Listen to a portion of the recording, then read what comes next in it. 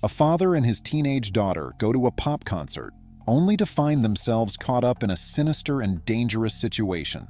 Get ready to relive the adventure as we recap the story of crime and horror film today. Trap. Production year, 2024.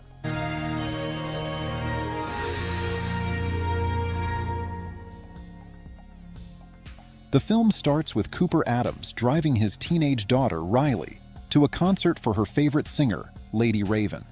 During their conversation, we find out that Riley is struggling at school, especially with a girl named Jody.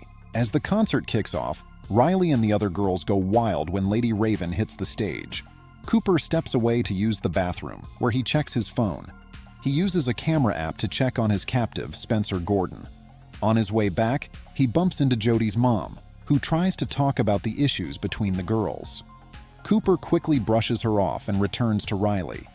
Glancing up at the balcony, he notices a large number of police officers entering the venue. During a break, Cooper and Riley head to buy a souvenir t-shirt, but another girl grabs the last one. Cooper talks to the salesman, Jamie, about getting another shirt and casually asks about the heavy police presence. Jamie quietly reveals that the cops were tipped off about a serial killer, known as the Butcher, who is supposedly at the concert. The arena is surrounded by police to make sure the killer doesn't escape. Cooper plays it cool, but knowing he's the Butcher, he starts thinking quickly. While walking back with Riley, he pushes a drunk woman down the stairs, creating a distraction and making it look like she just lost her balance. Cooper and Riley return to their seats for Lady Raven's next song, performed with another artist named Parker Wayne. As Parker appears from under the stage, Cooper, jokingly, suggests to Riley that they sneak backstage to see what's underneath, but she just thinks her dad is being weird. Cooper then heads back to see Jamie, who takes him to the storage room to find a shirt for Riley. During their chat, Jamie reveals that he's a fan of true crime and has been following the Butcher's crimes closely. After some conversation, Cooper subtly swipes Jamie's ID card.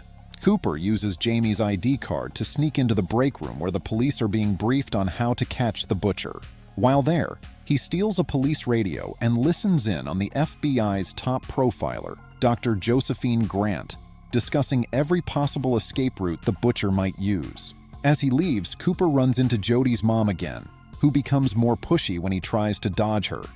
To get her off his back, Cooper reluctantly agrees to have Riley and Jody go out for pizza later, which finally makes her leave him alone. Aware that the police expect him to create chaos as a diversion, Cooper disguises himself as an arena employee. He throws 2 glass oil bottles into a boiling fryer, and when an unfortunate employee walks by, the bottles explode, covering her in scalding oil and causing severe burns. Afterward, Cooper heads to the roof, where he encounters 2 SWAT officers. He tricks them by showing Spencer's stolen ID and using the code word Hamilton, which all employees are required to know. After returning to the concert, Cooper finds out from Riley that Lady Raven selects a girl from the audience to be Dreamer Girl and dance during a special song. Cooper spots a man who happens to be Lady Raven's uncle and a spotter for the show. Cooper fabricates a story about Riley recovering from leukemia, which moves the man enough to pull some strings and have Riley chosen as the Dreamer Girl. They are escorted backstage, where Cooper stays alert for Dr. Grant and the police officers. When Riley is called up to join Lady Raven, both Jody and her mom are furious. After the song, Lady Raven performs one last time with another artist, the Tinker, while Cooper assists a girl who is about to faint and escorts her to the medical tent. Cooper and Riley are escorted backstage by the tour manager to meet Lady Raven. While there, Cooper overhears on the police radio that Dr. Grant is ordering officers to check every male visitor before they leave. Realizing he's trapped, Cooper discreetly pulls Lady Raven aside and reveals that he is the Butcher. He shows her Spencer's location on his phone and threatens to fill the room with carbon monoxide if she alerts the authorities. Cooper then tells Lady Raven to help them leave with her in her limo, knowing it won't be searched by the police. In the limo, Lady Raven offers to drop Cooper and Riley off at their home, and Riley excitedly agrees, though Cooper suspects she has an agenda. They arrive and meet Cooper's wife, Rachel, and their son, Logan. Rachel invites Lady Raven to stay for dinner. During the meal, Lady Raven brings up the butcher, discussing how she has studied him and knows he might have OCD, uses fake houses for his crimes, and has issues with his mother. She mentions that the police learned about the butcher being at the concert because a ticket receipt was found in one of the houses. Cooper tries to get Raven to leave, but she insists on playing a song on the piano. She has Riley sit next to her and takes her phone. After playing, Raven suggests taking a selfie and grabs Cooper's phone to do it. She then runs into the bathroom with the phone while Cooper begins to lose his composure. Lady Raven opens the camera app to contact Spencer, hoping to get him out. Discovering what he saw before he was taken, Raven starts a live stream to her fans, asking for help locating Spencer. One fan identifies a location based on Raven's description, a broken lion statue near a house with a blue door, and Raven instructs her to call the police. She also texts her driver to notify the authorities. Rachel, confused and concerned, questions Raven. Raven reveals that Cooper is the butcher. In a panic, Cooper manages to break down the bathroom door, only to find that Rachel and the kids are missing. Checking his phone, he realizes that Spencer has also escaped. Cooper instructs Raven to cuff herself as they prepare to escape. Raven tries to talk to him as if she were his mother, but Cooper isn't fooled. However, her attempts lead him to confess that he had planned to commit one last crime before killing himself. When he opens the garage door, he finds Rachel standing outside with Riley and Logan. Raven gets out of the car and stands near them just as police and SWAT teams arrive at the house.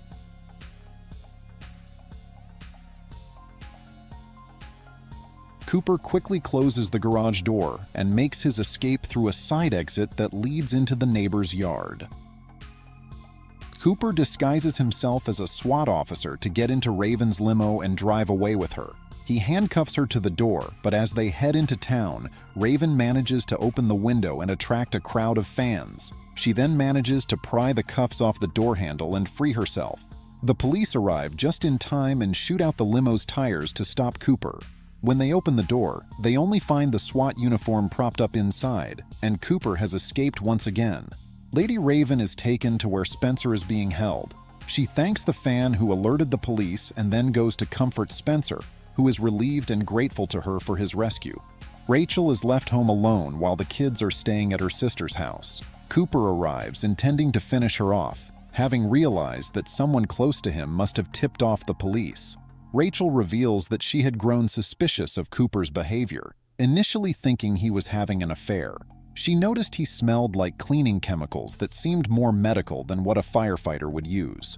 Rachel discovered one of the fake houses, which were condemned for fire hazards, and planted the concert ticket receipt there before alerting the authorities. As Cooper prepares to kill Rachel, she offers him a slice of pie she made for Riley. Cooper eats it, but soon realizes Rachel has drugged him. As he starts to lose consciousness, he hallucinates seeing his mother one last time. Officers arrive and tase him repeatedly until he finally collapses. Cooper is being arrested as Riley and Logan are brought home. Riley hugs her father tearfully before he is taken away. Cooper pauses to adjust Riley's old bicycle, which is missing a spoke. After the police leave, the camera zooms in on the bike, revealing that Cooper has taken the spoke and is using it to pick the locks on his cuffs. As he grins evilly, it's clear he's ready to make another escape. Before the credits roll, Jamie is at home watching the news about the butcher's capture. When he realizes that Cooper is the one behind the crimes, he starts to panic. And showing this story ends here. Appreciate a subscribe and please remember to like. Thanks for watching.